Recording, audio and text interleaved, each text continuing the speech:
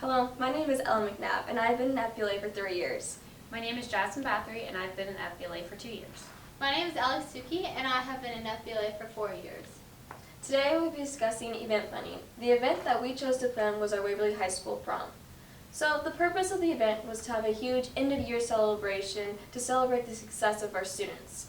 The goal was to have an enjoyable social atmosphere where our students could have fun, just dance, and enjoy each other's company. The target audience was our Waverly High School juniors, seniors, and staff and faculty.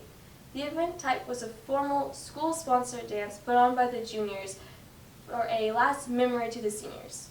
The theme was Las Vegas. With any event that you're hosting, you want to have a set timeline to make sure you stay organized while you're planning the event. Our timeline started in our freshman and sophomore year of high school. We started fundraising by holding 2 to 3 fundraisers in the year to prepare for prom. Our biggest fundraiser was concession stands, which we held at home games. This was a big profit for us and it helped us to fundraise for prom. In August through December of 2024, which was our junior year, we started planning by hosting monthly meetings where we discussed things like what theme was going to be, our budget, and what just core would best match our theme. In January and February of 2025, we made invitations and sent them out to the juniors and seniors of our high school who would be attending the event. We booked a DJ and selected servers. The final thing we did in this time frame was order decor that fit in our budget. In March of 2025, we made sure that we had all the decorations we needed, as well as made an RSVP list to where we could see who was attending, as well as other people could see who would be in attendance. And then finally, we planned a decorating week that worked best with our schedules and fit in when we had availability. In April of 2025, we decorated in the set time frame that we had discussed, and we made a seating arrangement for the people that were attending that fit best with how they got along. And then finally, we hosted prom on April 5th, 2025. So while planning a large event, you're bound to come across a few obstacles. Our first obstacle started with our servers. So at Waverly High School, we are a small school with 40 students within. The issue arose when our sophomore class sponsor wanted all of the servers to be sophomores. This was a little controversial as the juniors were in charge of picking this, and traditionally we have a mix of both freshmen and sophomore servers. In the end, we had a selection committee who picked a couple from both the sophomore class and the freshman class, and we ended up voting on a few from both. The next issue was Gossamer. There was some argument over the placement, whether we were going to cover the entire ceiling or if we were going to space it out some. We realized we did not order enough as we already were on our way trying to cover the whole ceiling, so we had to pivot our idea and try to cover less of it. In the end, we had to cover less of the ceiling, but it still ended up looking good even though we had to change what our idea was and waste some excess time. The 4 P's of marketing are product, price, promotion, and place.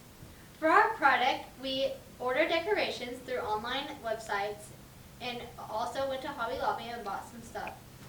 The chairs and the tables were already at the community building, so we did not have to pay to rent or to buy those. We made goodie bags to give out to all of our attendees.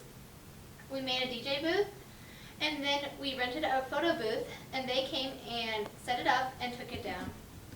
For our price, the total expenses were $2,578.18. And then for promotion, we had an etiquette dinner here at the high school with all of the upperclassmen attending prom. And then we also had verbal marketing with our staff and faculty members, encouraging them to come to the event and have fun that night. And then finally, we sent out invitations to everyone invited and put an RSVP on the invitation. For the place, we had it at the Waverly Community Building, which is just a local spot where everyone can come and gather. Our budget breakdown, like Jasmyn said, our freshman and sophomore year, we started fundraising for prom, and we also used the funds for senior trip. We made a budget of $3,000 for prom, and we ended up coming $421 under budget. Thankfully, we had many donations such as the DJ, sugar cookies, fruit, and the biggest one was the venue. The City of Waverly was nice and donated the venue for us all week, so we were able to decorate with no rush on our schedule. So the logistics of our event, we took the time to draw out what we wanted our event thing to look like. So where we wanted our tables to be placed and all our stuff like that, and where we wanted everything to be kind of laid out.